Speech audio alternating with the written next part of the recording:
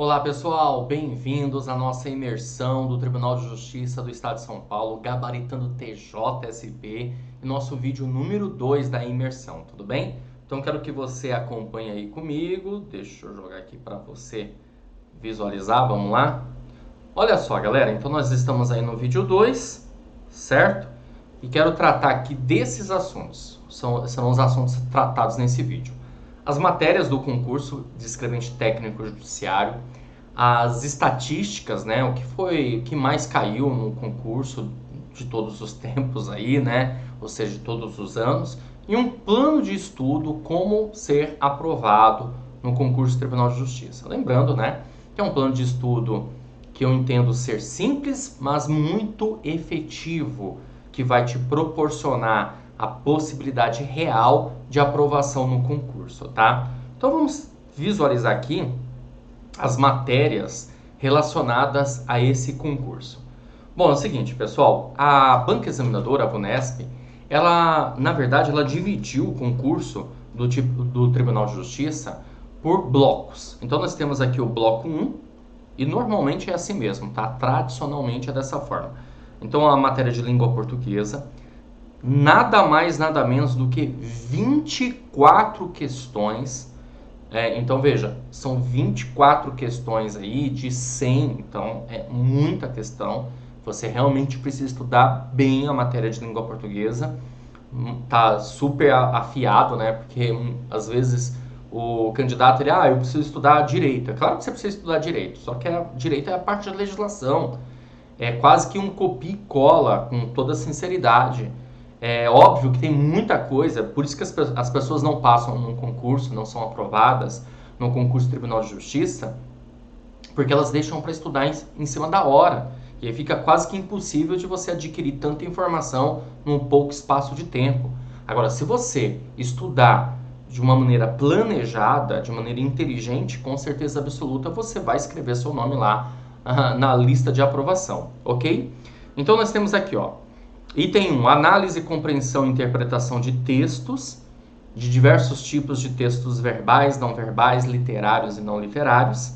2, informações literais e inferências possíveis. Ponto de vista do autor, ou seja, isso aqui está tudo ligado à interpretação de textos, né? Estruturação do texto, relações entre ideias, recursos de coesão, significação contextual de palavras e expressões, sinônimos e antônimos, sentido próprio e figurado das palavras, classes de palavras, né? Emprego e sentido que imprimem as relações que estabelecem substantivo, adjetivo, artigo, numeral, pronome, verbo, advérbio, preposição e conjunção, concordância verbal e nominal, regência verbal e nominal, colocação pronominal, crase e pontuação. Então aqui é o conteúdo programático da matéria de língua portuguesa, 24 questões para essa matéria, bloco 1, tá certo? E aí a gente tem o bloco 2, conhecimentos em direito, são 40 questões, ok? Então você tem aí direito penal. Veja que não é todo direito penal, são alguns artigos. Artigo 293 a 305, 307, 308, 311-A, 312 a 317, 319 a 333, 335 a 337, 339 a 347, 350, 357, 359. Aí nós temos processual penal, tá? Aí você tem aí artigos 251 a 258 do Código de Processo Penal, claro. 261 a 267, 274, 351 a 372, 394 a 497, 531 a 538, 541 a 548, 574 a 667 e a lei, né? Lei 9.099, tá? Bom, temos aqui o processo civil, Código de Processo Civil, e você tem os artigos, ó, 144 a 155, 188 a 275, 294 a 311, 318 a 538, 994 a 1026 da Lei 9.099, ok? E artigos 3º a 19 da Lei 12.153, Código de Processo Civil. Aí temos o direito constitucional, Aí você tem aí o título 2, capítulo 1, 2 e 3, o título 3, capítulo 7, seções 1 e 2 e também o artigo 92. Então, um artigo de direito constitucional bastante enxuto. Direito administrativo, Estatuto dos Funcionários Públicos do Estado de São Paulo, a Lei 10.261/68, artigos 293 a 323, e a Lei 8.429, que é a Lei de Improbidade Administrativa inteira. Mas, é tranquila essa lei, assim, com todo respeito, né? Tem gente que, mas como assim tranquilo? Na boa, se você tiver a legislação, o entendimento da legislação e resolução de questões, você com certeza absoluta vai gabaritar essas matérias aí de direito. E normas da Corregedoria Geral da Justiça, tá? E aí a gente tem alguns capítulos aqui que vai se referindo às normas da Corregedoria, certo? E temos aqui o bloco 3. O bloco 3, pessoal, é o seguinte: tem 4 questões de atualidades, mas lembrando, tá, que além de atualidades aqui, a gente também tem a pessoa com deficiência, PCD. Inclusive nos concursos aí dos órgãos judiciários, estão sendo solicitados aí questões relacionadas à pessoa com deficiência, tá bom? Matemática, 6 questões. Lembrando, tá? Atualidades, normalmente a banca examinadora, ela cobra aí o último semestre, tá? Aqui, claro, tá semestre 2016, porque obviamente a gente está levando em consideração o último concurso. Mas vale lembrar para você que atualidades vai cobrar o último semestre basicamente. Então, fica de olho nas notícias, nada demais. Aí você tem matemática, né? Todo esse conteúdo, são 13 itens aqui. Operações com números reais, MMC, MDC, razão e proporção, porcentagem, regra de 3 simples e composta, média aritmética simples e ponderada, juros simples, equação do primeiro e segundo graus, sistemas de equações do primeiro grau, relação entre grandezas, sistemas de medidas usuais, noções de geometria e resolução de situações problema, tudo bem? E o conteúdo programático de informática, uma matéria já um pouco bem solicitada aí, 16 questões, tá? Então você vai ter aí o Windows 10, você vai ter o Office 2016, e aí no caso o Word, né, 2016, Excel 2016, correio eletrônico, e aí sugere aqui também internet e assim por diante. Então esse é o conteúdo programático da matéria de informática. E nós temos aqui o conteúdo programático da matéria de raciocínio lógico, que são 10 questões. Então, além, claro, da matéria de matemática, você também tem aí raciocínio lógico, certo? Então, somando-se aí todas essas questões, essas matérias, melhor dizendo, tá? Então, nós temos aqui, 20, 30, certo? Aqui, 10 questões, 26, 36, ok? Nós vamos ter aí, no caso, 100 questões no total, certo? 24 com 36 são 56, 60 com 40, 100 questões. São 100 questões no total para o concurso Tribunal de Justiça do Estado de São Paulo, certo? Legal. Aqui eu estou trazendo para você estatísticas, né, relacionadas às matérias, ok? Eu não trouxe para você por matéria, cada conteúdo programático aí por matéria, porque na turma gabaritando do Tribunal de Justiça do Estado de São Paulo, você vai ter isso. Cada um dos professores, né, eles trouxeram aí, então estão trazendo, na verdade, informações relacionadas às suas matérias, inclusive planejamento de estudo relacionadas às suas matérias, tá? Mas aqui a gente consegue ter uma ideia de quantidade de questões de todos os anos, todos os concursos aqui do Tribunal de Justiça. Olha só, português disparado. Então, por isso que eu falo, né? O candidato ele vai lá, se preocupa pra caramba com a matéria de direito, até entendo, mas só que olha como o português é disparado. 168 questões, pessoal. Depois vem informática, com 48 questões, direito administrativo, 41 questões, direito constitucional, 35 questões, penal, 34 questões, matemática 33, processo penal 31, legislação específica dos tribunais estaduais 31, que aqui no caso são normas da corregedoria, tá? Direito processual civil 29, atualidades 28, raciocínio lógico 19, legislação civil processual civil 8, aqui dá para pegar essas 8 aqui e jogar junto com essas aqui, tá? Legislação penal e processual penal 3, dá para jogar junto com processual penal, que está aqui 31, mais 3, tudo bem? Matemática financeira, colocaram aqui 2, dá para jogar junto com matemática, certo? Então, se a gente for reparar o seguinte, tá? De direito constitucional para baixo, você pode observar um certo equilíbrio. Isso mostra que as matérias, né, de português, informática e um pouquinho aí direito administrativo são as matérias relevantes do concurso. Se a gente separar, claro, o raciocínio lógico de matemática, como a banca vem fazendo.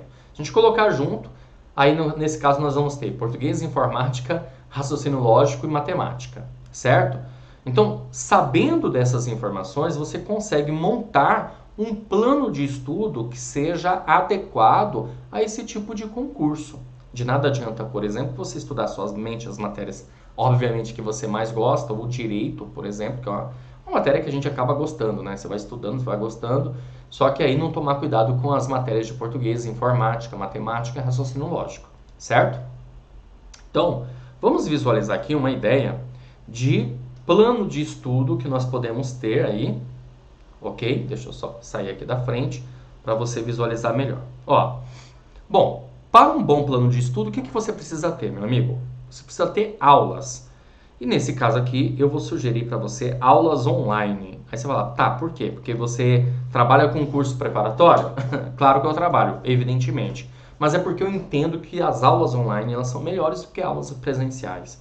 As aulas presenciais têm aquela coisa toda de você, obviamente, tá lá com as pessoas, né? Ter esse relacionamento com as pessoas.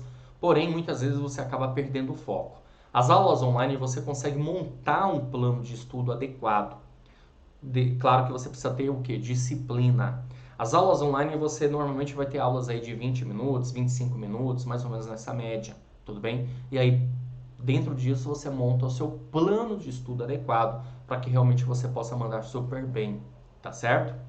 Só que só aula online não resolve, você precisa também ter material em PDF. Então, você vai complementar os seus estudos, ó, as aulas online, mais material em PDF. E aí você vai ter toda essa parte aí de teoria. Só que o seu concurso, ele exige muito do candidato o quê? Legislação. Você tem direito penal, processo civil, normas da corregedoria, direito constitucional, direito administrativo. Então é importante que você faça leitura. Lei seca, meu amigo, não tem jeito, tá? Faça leitura da lei, joga no PDF, no Word, alguma coisa assim, vai fazendo as suas anotações necessárias aí relacionadas à legislação. É preciso também fazer revisões. As revisões você pode fazer de várias maneiras. Você pode criar resumos, você pode criar mapas mentais, ok? E você pode criar até, inclusive, questões, não necessariamente de múltipla escolha, mas questões tipo certo e errado, tá? Perguntas e respostas, por exemplo. É um meio, uma maneira de você revisar a sua aula, a sua matéria. Tudo bem? E, claro, resolver questões sobre o tema, resolver questões sobre os assuntos que você estudou no decorrer dos seus estudos. Então, você foi lá, fez um estudo adequado aí para o concurso, consequentemente, você precisa resolver questões de provas anteriores, tudo bem? Beleza? Isso com certeza absoluta vai ser um plano de estudo adequado para você. Eu montei aqui para vocês, ó, deixa eu voltar aqui, um ciclo de estudo. Mas não um ciclo, eu estudo uma hora de matéria, vou para uma hora para outra matéria e assim por diante. Não. Eu montei um ciclo pensando na semana, de segunda a domingo, tá? E, claro, pensando, obviamente, no quê? Nas matérias. Então, veja, eu tenho aqui o ciclo 1, e esse ciclo 1 ele se equipara ao primeiro mês de estudo. E aí, tanto faz se você vai ter 1 hora de estudo, 2 horas de estudo, 3 horas de estudo, 4 horas. Pô, professor, mas quantas horas eu tenho que estudar por dia? Pessoal, eu não vou te responder isso. Isso vai ficar a seu critério. É você que tem que verificar a quantidade de tempo que você tem disponível para estudar. Com certeza absoluta. Quanto mais tempo você tiver de estudar, melhor vai ser. Esse negócio de falar que não é bom estudar 10 horas, 12 horas, isso é de cada um, tá? Agora, claro, se você tiver pelo menos 2 horas aí para estudar, já vai estar bacana. 3 horas, putz, show de bola, porque aí você divide esse período para as matérias correspondentes dentro de um ciclo de estudo, tá? Deixa eu mostrar aqui novamente para você. Olha só, nós temos na segunda-feira, você pode estudar português e informática. Aí você tem 3 horas de estudo, você vai fazer o quê? Dividir essas 3 horas para essas 2 matérias. Você tem 4 horas de estudo, você vai dividir essas 4 horas para essas 2 matérias.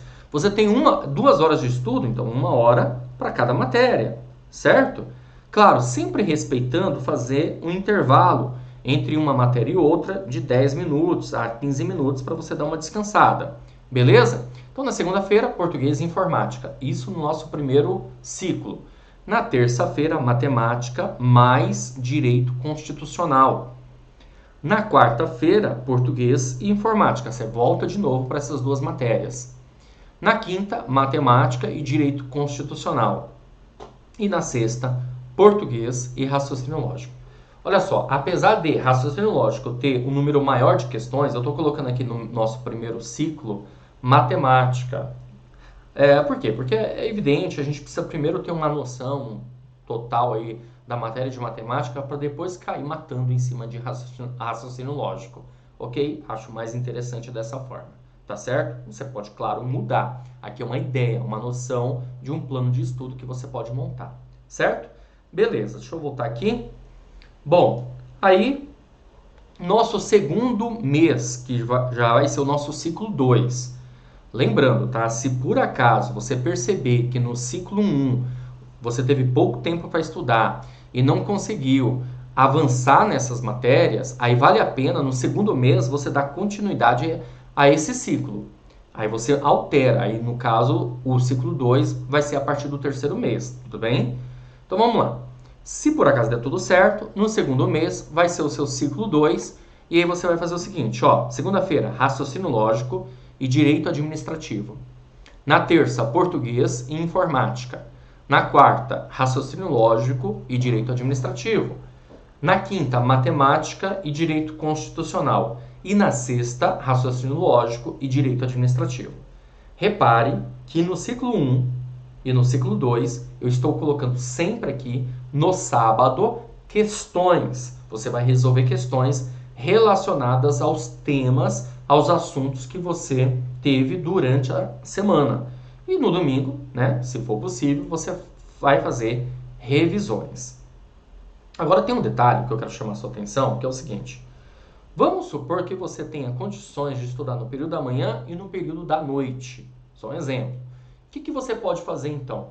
Você pode estudar de manhã as matérias, tal, e assim por diante, e à noite já fazer revisões daquilo que você estudou no período da manhã, certo? Isso é muito interessante porque, obviamente, vai acelerar o processo. Claro, estou dizendo se você tiver tempo para isso, né? Você tem tanto no período da manhã como no período noturno disponibilidade para estudar.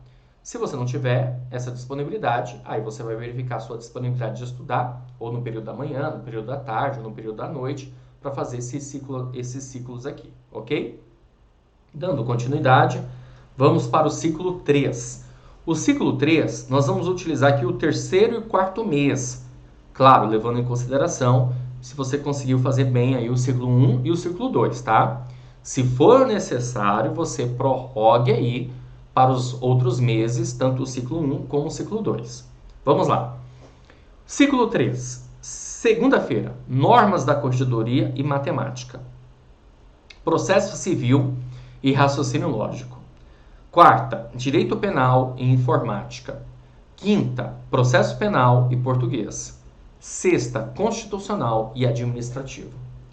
Se você reparar, eu sempre procuro colocar aqui no ciclo uma ideia de você, na verdade, não misturar assim muito as matérias, né? Então você vê, na segunda você tem normas da corregedoria e matemática, são matérias bem distintas. Na terça, processo civil e raciocínio lógico, também. Na quarta, a mesma coisa. Na quinta, também.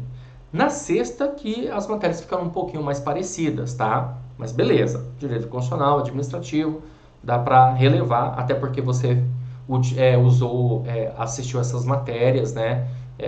Estudou essas matérias lá no ciclo 1 e no ciclo 2, certo? Então, ciclo 3, terceiro e quarto mês, dessa forma, dessa maneira, ok? E aí a gente vai partir aqui para o ciclo 4. O ciclo 4, quinto mês e seguintes, ou seja, aí os próximos meses você vai estudar de acordo com como você está vendo aqui nesse slide, tá? Então, como que vai ficar? Segunda-feira, normas da corregedoria e matemática ou raciocínio lógico. Então, você vai fazer o quê, na verdade, né? Uma semana, numa semana você estuda matemática, na outra semana raciocínio lógico, na segunda-feira. Numa segunda, matemática, na outra segunda, raciocínio lógico.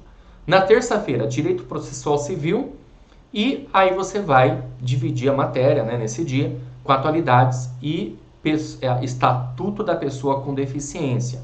Veja, eu coloquei aqui somente no ciclo 4 e uma única vez, porque são matérias muito pequenas, e atualidades você vai assistindo aos vídeos, né, sobre atualidades no decorrer aí dos seus estudos, com mais tranquilidade. Na quarta, direito penal e informática. Na quinta, processo penal e português. Na sexta, direito administrativo ou direito constitucional. A mesma coisa que está ocorrendo aqui com matemática e raciocínio lógico, você vai fazer também com administrativo e constitucional. Você vai uma sexta-feira administrativo, na outra sexta-feira constitucional, tá? E também, claro, né, matéria de português, ok?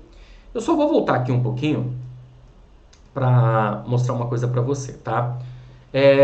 Veja bem, as matérias de direito, deixa eu voltar aqui tudo, vamos lá. Aqui. As matérias de direito são 40. A banca examinadora, ela não costuma informar quantas questões vão cair de cada matéria de direito, tá? Mas, normalmente, é bem equilibrado. Processo civil um pouquinho a mais, por exemplo, no último concurso 7 questões, e obviamente as outras matérias elas têm um certo equilíbrio, aí 6, 5 questões mais ou menos, tá?